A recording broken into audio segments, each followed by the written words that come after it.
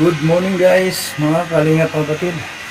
Ayan, shoutout po sa mga nandito sa ating mga upload video. Ayan, sa mga nais na mag-subscribe sa aking YouTube channel. Good morning sa ating lahat. Ang inyong abang lingkod, Kalingap Jose. Andito naman po guys tayo sa Piuduran upang mayroon tayong bisitahin dito sa lugar nito. Yung guys, kung natandaan nyo nung kami pumunta dito, saan ba itong lugar nito? Ayan po sa aking likuran po guys, yung San Antonio Ferrer, ay San Vicente pala. Ayan, San Vicente Ferrer ng Buena Vista, Piuduran.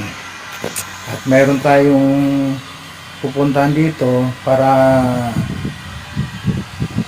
kahit paano madala man natin ng ng pasalubong para sa kay Tatay Insan or Tatay Rogelio aka Insan.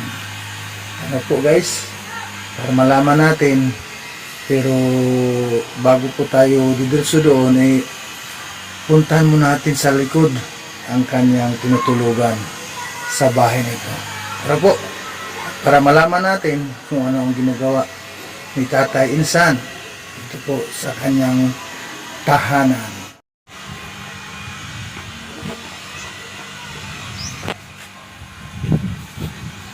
Ayan guys, kasama natin si Juicy Vlog at yun ang ating dala ay kunting grocery na nanggaling po kay Ate Doldo Mondon. Doon na guys. Doon para Tao po.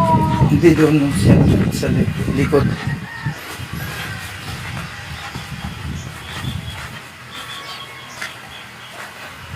Tao po. Kabisado kasi ni Tatay Insan yung boses ko. Wala. Baka nandun. Baka nasa likod.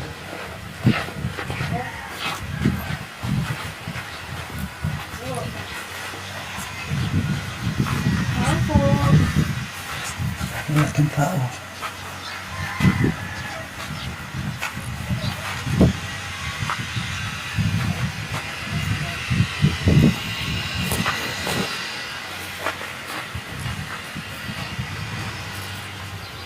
Walang tao. Wala daw tao. Sabi ng kapitbahay. Tama guys muna. Ano tao?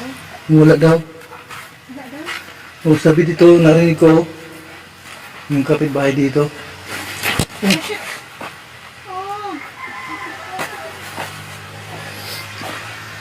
Oh.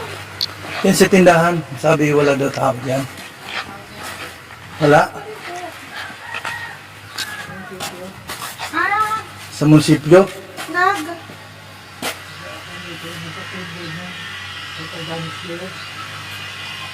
Ah. Sa amin daw. Sa sa senior citizen.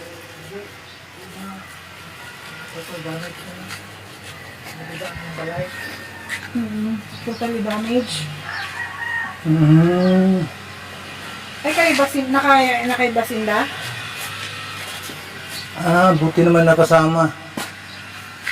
Para kita maayos namang bahay ni Tatay Insan. Ayan po guys, napag-alaman natin si tatay at saka si nanay wala dito, andun na sila sa munisipyo para po mag-claim kung ano yung ikiniklaim nila Tatay Insan. Kaya mga kalingap, sa oras na ito bagamat wala pa naman si Tatay Insan, baka babalik na lang kami dito para po ating alamin yung pagpunta nila sa sa munisipyo Kasi nga sabi ng kapitbahay, pumunta nga daw sila ng munisipyo para mag-i-clean nila itong yung bahay nila. Kung napapansin po natin guys, yung kanilang pintuan kurtina, yung kanilang pintuan. At mayroon pa dito mayroon pa tayong isa sa mga nasilaya na kanilang pag-aari din na isang CR na wala ding ito nga dingding. Yan po guys, walang dingding yung kanilang CR.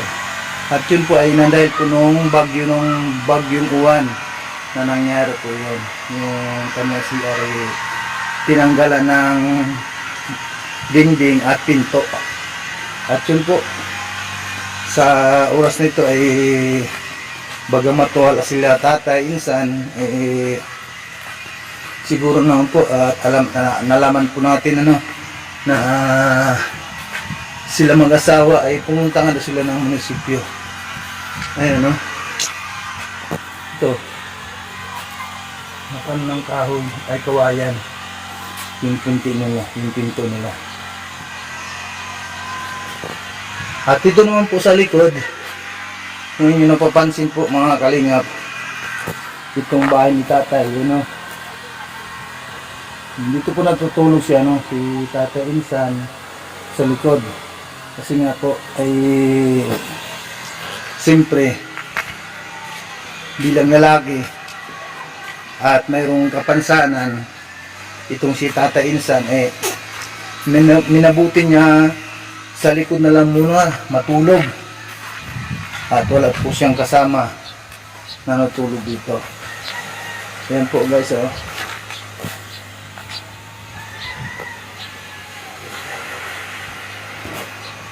akala ko andito siya kasi andito din yung kanyang chinilas.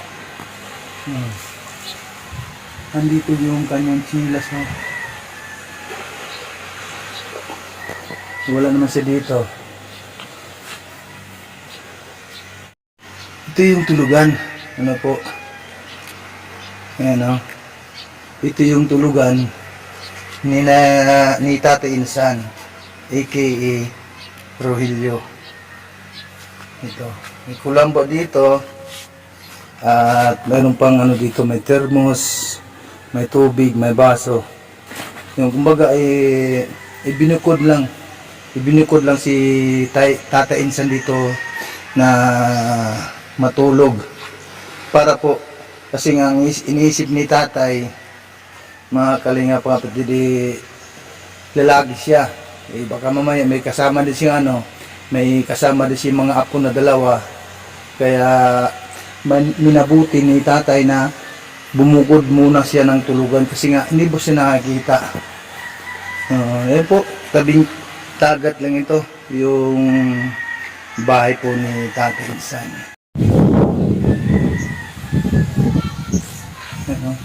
Tabing dagat lang.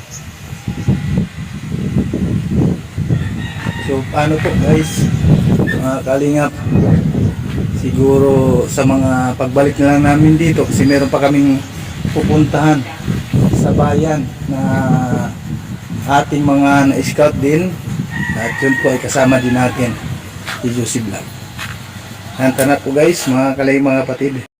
Kita-kits na lang tayo guys sa mga pagbalik namin dito, at para po natin mabigyan po si tatay ng kahit kunting grocery na nanggaling po kay Ate Inday PB, ay kay Ate Dol Dumundon.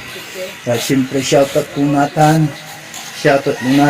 si Ate Dol Dumundon, Ate Inday PB, Ate NBHR.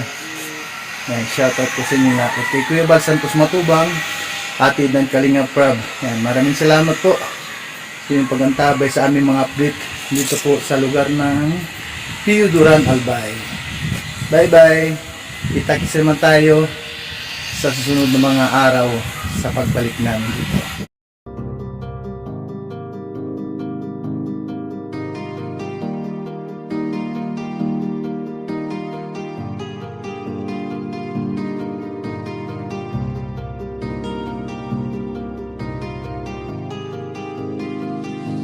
para sa inyo. Lagi nandyan siya at mag-aabot ng pag-asa. Kahit gaano kahirap kakayanin, para lang makapagpasaya ng kanyang kababayan na lubos na nangangailangan. May kalingap po kayong kaibigan at palagi niyong masasandalan. Ni minsan di nagdalawang isip na tumulong, kung kinakailangan nandyan siya at hindi umuurong. Basta para sa inyo kahit maputi kang daan, hindi niya alintana para lang makapaglaan at makapagpasaya ng mga taong nalulumbay. Nandyan siya at magbibigay ng kulay. May kalinga po kayong masasandalan at kayo ay tutulungan. Kaya huwag kang mag-aalala, meron kayong masasandalan. Siya si Kalinga para sa inyo. Lagi nandyan siya at mag-aabot ng pag-asa. Kahit gaano kahirap kakayanin, para lang makapagpasaya ng kanyang kababayan na lubos na nangangailangan.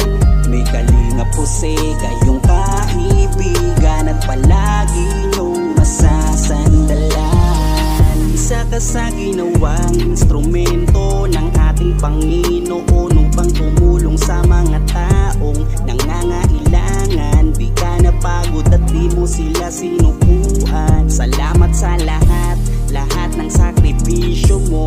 Ang iyong pagtulong ay laging bukal sa puso mo. Laki sa hirap at palaging nagsusumika para makatulong sa mga mahirap. Lagi niyong tatandaan, may isang taong maglalaan. Tulong sa mga mahirap, di mapapagod kahit na para sa